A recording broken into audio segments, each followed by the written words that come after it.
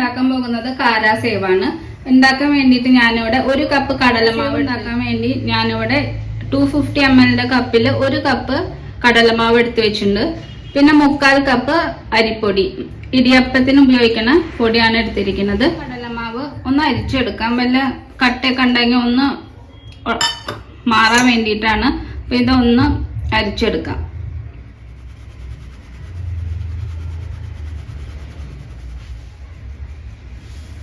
ഇപ്പൊ കടലമാവ് ഞാൻ അരിച്ചെടുത്തിട്ടുണ്ട്. കടലമാവൊക്കെ ഞാൻ അരിച്ചെടുത്തിട്ടുണ്ട്.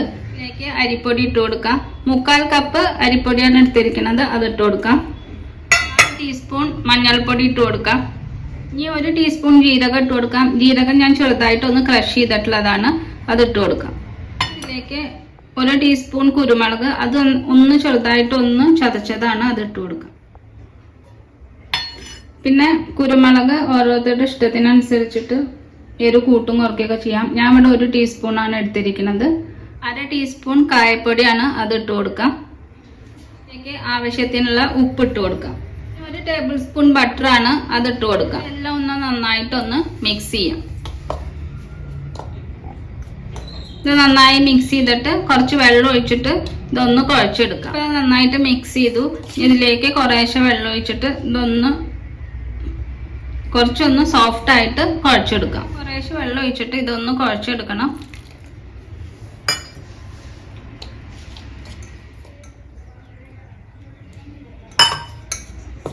കുറേശ്ശെ വെള്ളം ഒഴിച്ചിട്ട് വേണം കുഴച്ചെടുക്കാൻ. അപ്പൊ മാവ് ഞാൻ ഇതുപോലെ തയ്യാറാക്കി വെച്ചിട്ടുണ്ട്. ഇനി കൈ വെച്ചിട്ടൊന്ന് നന്നായിട്ടൊന്ന് കുഴച്ചെടുക്കട്ടെ, എന്നിട്ട് കാണിച്ചു തരാം. തയ്യാറായി എടുത്തിട്ടുണ്ട്. ഇടിയപ്പത്തിനൊക്കെ മാവ് കുഴക്കണ പോലെ തയ്യാറാക്കി വെച്ചിട്ടുണ്ട്. ഇപ്പൊ മാവ് തയ്യാറാക്കി വെച്ചിട്ടുണ്ട്. ഇടിയപ്പത്തിനൊക്കെ മാവ് കുഴക്കണ ആ പാകത്തിനാണ് കുഴച്ച് വെച്ചെടുക്കുന്നത്. ഇനി നമ്മൾക്ക് ഇതുപോലത്തെ ഒരു അച്ചാണ് വേണ്ടത്. സേവനാഴിയിൽ കുറച്ച് എണ്ണ തടവിയിട്ട് ഉണ്ടാക്കാൻ തുടങ്ങും.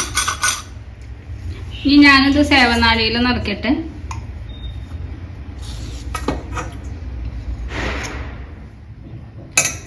ഇപ്പൊ ഞാനിത് നിറച്ചുണ്ട്. ഇനി ഇത് എണ്ണയിൽ ഫ്രൈ ചെയ്തെടുക്കാം.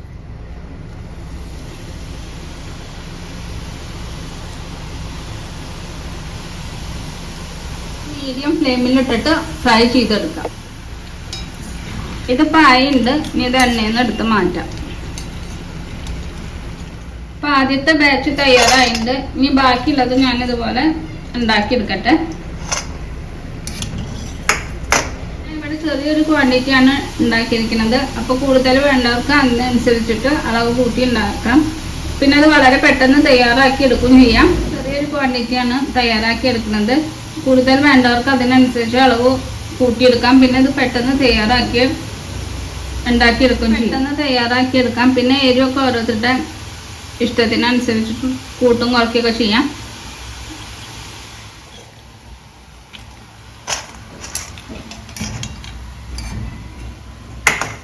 സേവ് തയ്യാറായിട്ടുണ്ട്. ആ അളവിൽ എനിക്ക് ഇത്ര സേവാണ് കിട്ടിയിരിക്കുന്നത്. അപ്പൊ എല്ലാവരും ഉണ്ടാക്കി നോക്കണം. ഇഷ്ടപ്പെട്ട ലൈക്ക് ചെയ്യണം, ഷെയർ ചെയ്യണം, സബ്സ്ക്രൈബ് ചെയ്യണം. Thanks for watching.